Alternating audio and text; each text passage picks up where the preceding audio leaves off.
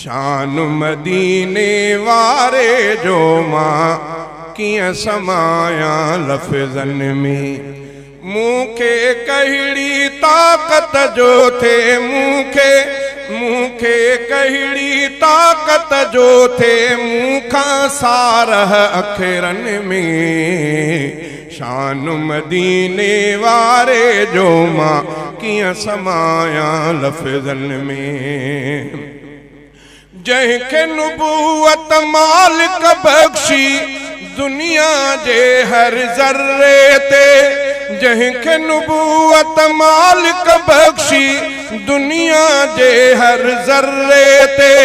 धरती छा आकाश भी आयो। धरती छा आकाश भी आयो पैगंबर जे कदमन में।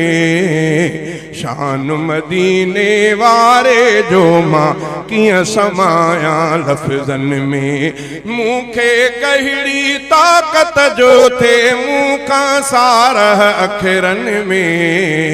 शान मदीने वारे जो मां किया समाया लफ्ज़न में।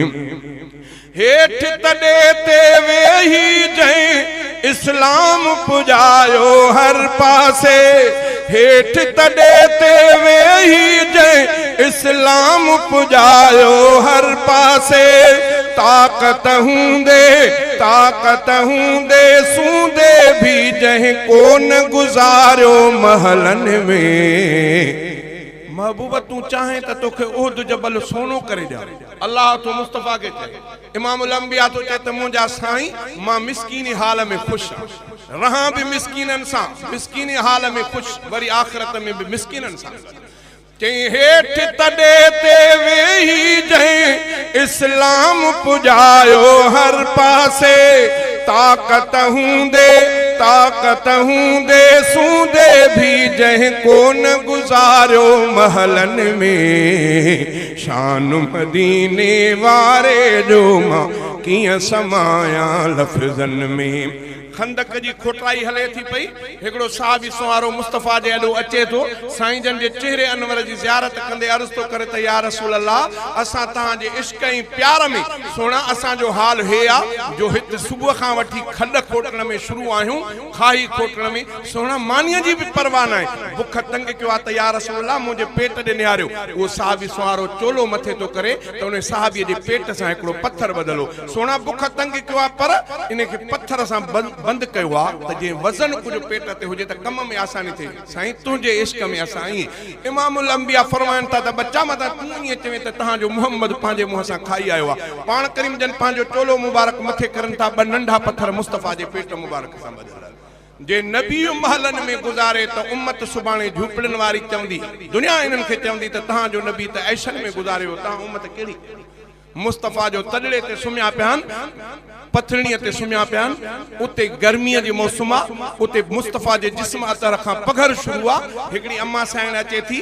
उहा अचे उन पघर मुस्तफ़ा जे खे चमड़े ते सुतलनि। चमड़े जो बिछाणो आहे उन ते सुम्हियलनि। उन खे मेड़े थी उन खे विझंदी वञे थी शीशड़ीअ में। साईं जन सुजाग थी पिया। अम्मा इहो छा थी करे। या रसूल अल्लाह पंहिंजे नियाणीअ खे ॾाज में तव्हांजो हे ख़ुशबूदार पघर ॾी। दुनिया ॾींदी आहे अमीर अतुर ॾींदा आहिनि पर मां पंहिंजे नियाणीअ जे लाइ तव्हांजे पघर जो इंतिखाब कयो आहे। इहो इमामुल अंबिया जंहिंजा तव्हां ई असां उम्मती आहियूं। हेठ तॾे ते वेही जंहिं इस्लाम पुॼायो हर पासे। ताक़त हूंदे सूंदे भी जंहिं कोन गुज़ारियो महलन में। शान मदीने वारे जो मां किया समाया लफ्ज़न में। जेके शामिल आहिनि सुहिणे सजण जे उम्मत में। जेके शामिल आहिनि सुहिणे सजण जे उम्मत में। सभई कलमो त पढ़ो सभई ला इलाहा इल्लल्लाह मुहम्मदुर रसूलुल्लाह सल्लल्लाहु अलैहि वसल्लम। मुस्तफ़ा फरमायो त जंहिं चवंदड़ मन क़ाल ला इलाहा इल्लल्लाह दख़लल जन्नह।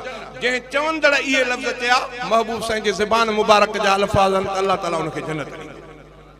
बस इन कलमे को फिरे न, कलमे में चती न हणे, कलमे के धोई न छड़े, कलमे जो रूह को न थिड़े। इमामुल अंबिया फरमाए तो जह चवंदड़ ज़ात जो केड़ो आ, शक्ल जो केड़ा, बोली केड़ी तस, इन सा को बदलना है। जह ला इलाहा इल्लल्लाह मुहम्मदुर रसूलुल्लाह चो नबी से फरमाए वो जन्नत में वेंदो। अल्लाह को दुआ है अल्लाह ताला सभिनी के जन्नत में वठी हले।